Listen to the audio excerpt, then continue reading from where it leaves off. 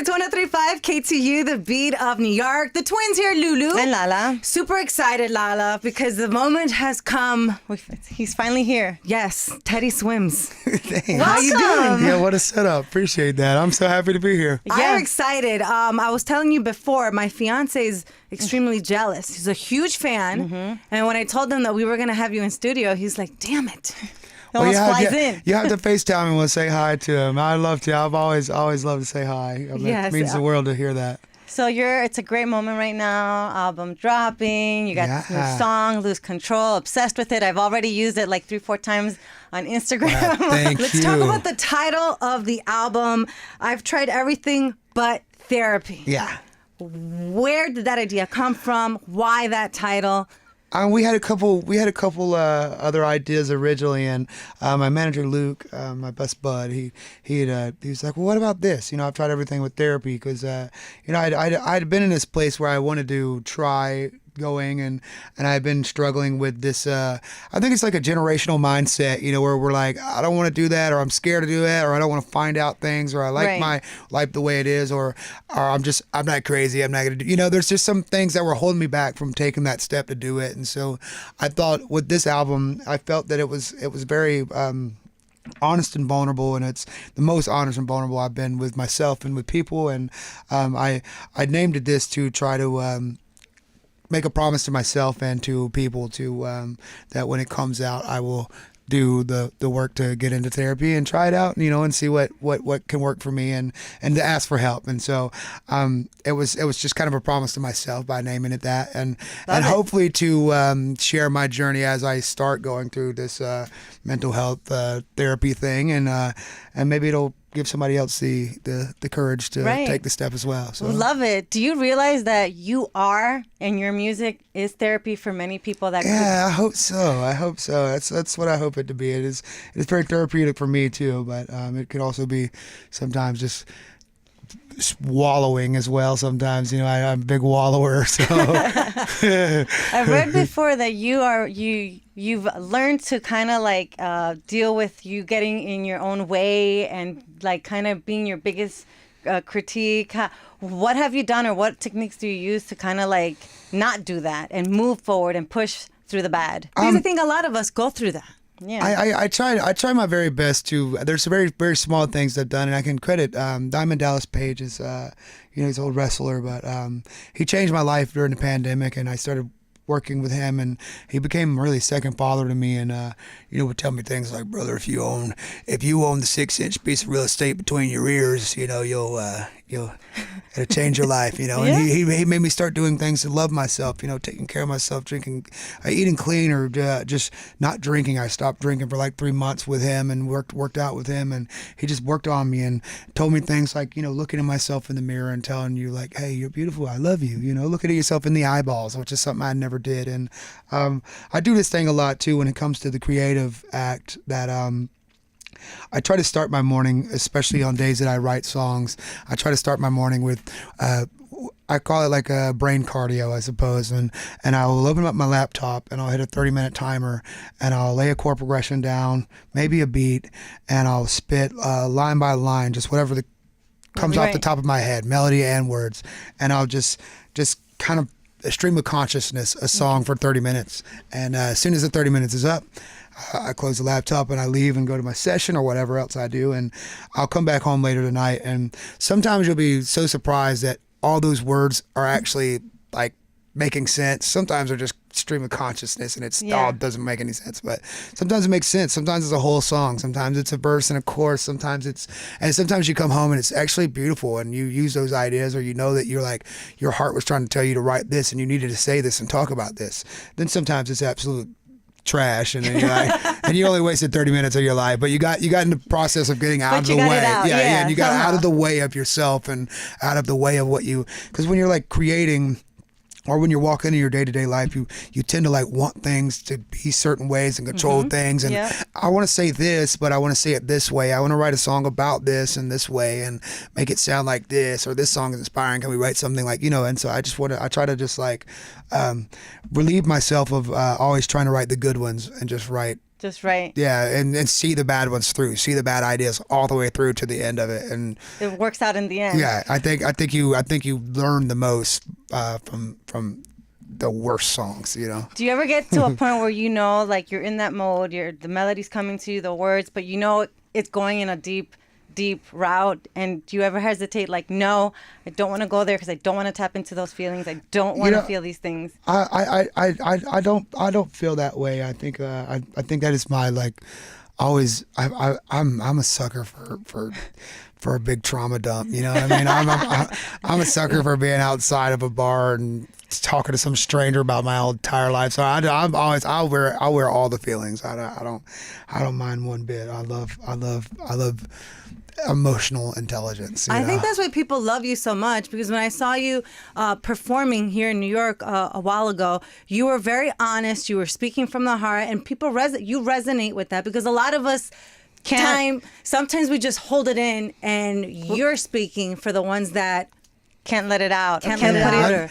I'm very, very fortunate and blessed because of acting that way for so long. That it is my job that I can safely and create a safe place to just let it all out, you know. And I'm very fortunate that a lot of people don't have that opportunity or that outlet or that space where they can just lay it all out and just sob in front of people, you know. Like it's some people have been raised in a different way or in a different environment or didn't have a freedom of emotion, you know. And I'm very grateful that my parents are both very, very emotional creatures and very emotionally and you know, available, and so I've been raised on emotional availability, and no matter how hard life has gotten, I've always had a place to go and cry and That's amazing. and be held by my dad, you know what I mean? Yeah. And he rubbed my back and say, "It's okay, babe, we're gonna get through it," you know. And not many people have a father like that, you know. So I'm very, very fortunate that I have that life. I think overall musicians and even dancers, I want to focus. We know a lot of them. They're very emotional, but they have the ability to express themselves, which most people they can't, so they tap into music. You have a great way of mixing genres like hip hop and R&B and soul. What's been the biggest praise from doing so, and what's been the biggest critique? I think the biggest critique has been that a lot of times in my career is that I tend to not. It's slowed me down in some ways of not knowing where to place my stuff when it comes to, like, you know, whether it's playlisting or whether it's calling it a genre or whether it's like, you know, and so sometimes things get put in the wrong category, and it hurts it in a way because it's like however someone sees it, or this doesn't fit here or this doesn't fit here. And I think there's been times where it hasn't fit in, and that's been tough. But I think it's also been the greatest thing as well, is that it does. It just speaks, you know, it speaks to what the feeling needs to, and I feel like I've been able to navigate as somebody who listens to, you know, so much music. I think there are certain genres that lend their hands to certain emotions better than other ones, and I feel like I use those songs to help me through, and so I write songs that are if it is best for the emotion. That's all that matters. It's not like nothing about the song matters other than the message itself. And I'm just a firm believer there's a certain set of words in a certain way in a certain time in a certain space that just can fix everything ever in the world at all times. I sincerely believe that. Okay. You have a challenge going on right now on social media with your song Lose Control. Lots of great singers out there. Have you taken a chance to see cool. some of them? Yeah, and I see them all the time, and I'm just like, that is the coolest thing I think I've ever done, like, is being a part of that. And because you hear how people like hear your song and the meaning that they take from it, and they take an opportunity to kind of write and reimagine what the song is about. You know, I listen to some of these verses and I'm like, oh, okay, I never thought that song would spark that, or they would think this song's about this. Because, you know, in my head, I know what it's, you know, meant to be saying and what it's meant to be. And it's really cool to see. You know, I like it. Like, music is kind of like I grew up in a Pentecostal household. My granddad was a pastor, and so I think in a way music is so like scripture. You know, you can go see somebody do a sermon on this one verse in the Bible and have this whole different revelation than somebody take the same verse and have a whole different revelation. And I think that's so special that music is kind of scripture to people, and somebody can speak that own sermon on a whole different thing, you know. See and things completely different, or take different things from it. And it's been really cool to see something I was a part of being not a part of it, you know, and being a listener to something that is just like, well, what their mind is telling it is. It's really, really humbling and beautiful. What can we expect from this new album? Any collaborations? Anything that you've particular song that maybe you went a different style, or that you're really excited about? I think there's no collaborations on the album. I just felt like it was important for me on this first bit to you know, just for it to be me and it to really be me and all of me. And I think you can get honesty, and it's a lot of heartbreak and it's a lot of sad shit. But sorry, can I say? Yeah, that's fine. Okay. You be you. Okay, Yeah, that's fine. Yeah, there's a lot of sad shit on it, and it's me healing from, you know, some trauma and toxic relationships, and learning to be.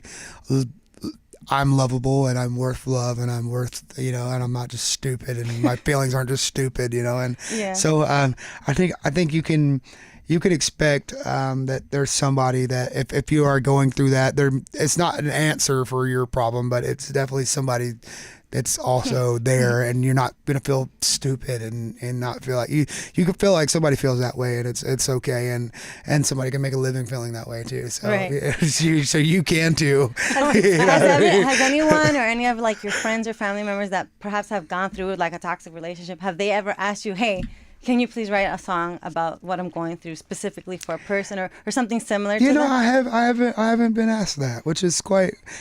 We'll talk later. Yeah, that's quite a cool. I mean, I have done stuff though. Like there are always times where I write down on my phone, like, you know, certain things that someone will say, you know, that'll spark an idea in my head. You know, like my mom sometimes says like the most like profound things, and so does my father. They'll say like the most profound things, and I'll write them down and you know, with an idea to write a song about it. And I recently started this song because my mama said something so beautiful, and I mean I haven't finished it or got a chance. I don't know if it'll come out, but my mom said this one thing to me that was so beautiful the other day, and she was cutting hair, and she said. This lady said to her, she was like, how'd you raise such good boys? You know, and she said, hell, they raised me, you know. And I was like, oh God, it just so sweet. broke me down, you know. And so I wrote it down on my phone, and we started this chorus of, you know, hell, they raised me. And I think it's, I'm gonna show it to her when one day. Oh, she's gonna love it. She's gonna cry for sure. She's gonna shit her pants. You're very close with your parents. Yeah, I didn't know that, and you don't really see that a lot because growing up. I'm going to date myself, but we're very close to our family, right? It's always about mom and dad. And so sometimes when you're growing up, oh my God, get away from me, mom and dad. And even with this business, sometimes they want to kind of like keep the parents away so that they're not so much into. And like, I just love the fact that you're very Yeah. My parents haven't been together since I was a little kid, but they've never cramped my style. You know, like my mom's always been able.